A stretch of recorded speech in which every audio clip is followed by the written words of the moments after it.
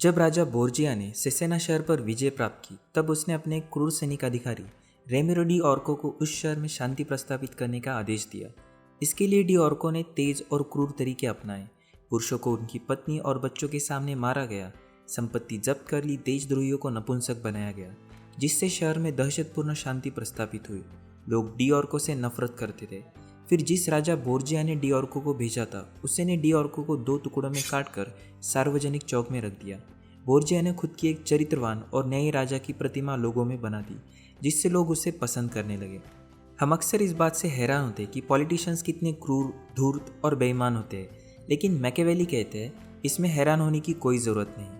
Europe के लिए Niccolo Machiavelli वैसे ही है जैसे कि भारत के लिए आर्य चाणक्य।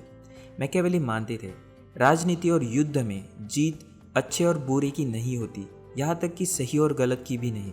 जो प्रभावशाली होता है वही जीतता है, और प्रभावशाली नैतिकता के बारे में नहीं सोचते, बस इस बारे में सोचते हैं कि कैसे जीतना है।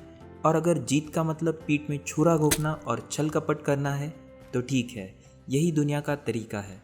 16वीं सदी के इटालियन फिलोसोफर निकोलो मैकियावेली को दुनिया का सबसे विवादग्रस्त पॉलिटिकल फिलोसोफर माना जाता है।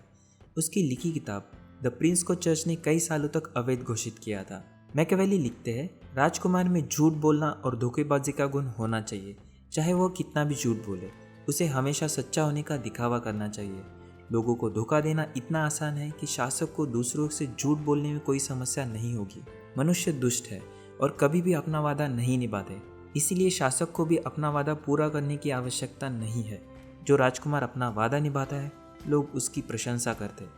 लेकिन वास्तव में एक राजकुमार ने वादा तभी निभाना चाहिए जब वह उसके उद्देश्य के लिए फायदेमंद हो, और लोगों में इस भ्रम को बनाए रखे कि वह अपना वादा निभाएगा और वह विश्वसनीय है। क्रुएल्टी और मर्सी। शासक दयालु नहीं तो क्रूर होना चाहिए। मैकियावेली सिरेक्यूज के राजा अगाथोकल्स का उदाहरण देते हैं।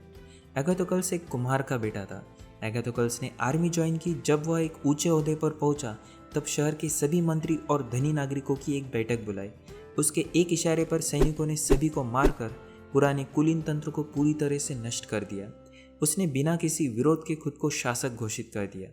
मैकियावेली आगे लिखते हैं, खुद के ही नागरिकों को मारना, दोस्तों को धोखा देना सही नहीं है, लेकिन ज़रूरत पड़ने पर शासक ने क्रूर होना भी चाहिए। जो भी क्रूरता दिखानी है वो एक झटके में होनी चाहिए, ताकि लोग उसे धीरे धीरे भूल जाए। लेकिन अगर लोगों के लिए कुछ अच्छा करना है तो उसे धीरे धीरे करना, ताकि लोगों को हमेशा लगता रहे कि शासक उनके लिए अच्छा काम कर रहा है। प्रतिष्ठा। राजकुमार के पास कई सारे गुण होने चाहिए, इसलिए उसने सभी अच्छे गुणों के बारे में अत्यधिक चिंतित नहीं होना। एक राजकुमार को दयालु, वफादार, मानवीय, स्पष्ट और धार्मिक माना जा सकता है, लेकिन उसने इन गुणों को हासिल करने की कोई ज़रूरत नहीं है। उसका केवल दिखावा करना ही पर्याप्त है। एक राजकुमार में वास्तव में ये गुण नहीं हो सकते, क्योंकि कभी कभी उनके खिलाफ कार्रवाई करना आवश्यक होता है। हालांकि राजकुमार ने एक खराब प्रतिष्ठा से बचना चाहिए, लेकिन कभी कभी खराब प्रतिष्ठा से फायदा भी होता है। वास्तव में राजकुमार ने कभी कभी जानबूझकर बुरा बर्ताव करना चाहिए। चापलूसी से बचना।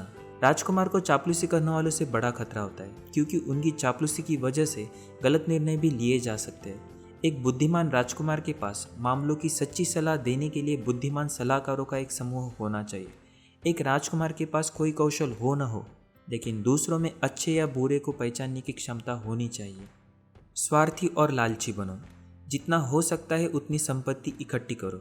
लूट में से थोड़ा बहुत लोगों को भी दो, ताकि उन्हें लगता रहे कि राजा दानी है। लालची बनो, लेकिन बहुत ज़्यादा लालच मत करो। इसलिए नहीं कि ज़्यादा लालच करना बुरा होता है, बल्कि इसलिए क्योंकि उसमें धोखा ज़्यादा होता है। दुश्मनों को तो मारना ही है, ज़रूरत हो तो दोस्त और रिश्तेदारों को भी मारना, और युद्ध के लिए हमेशा तैयार रहना। राजा के अंदर कोई कला हो न हो, युद्ध कला जरूर होनी चाहिए। मैकियावेली के शिष्य पूरी दुनिया में है, और एक से बढ़कर एक है। वर्ल्ड वॉर 2 में तो जैसे शिष्यों की बाढ़ सी आ गई थी।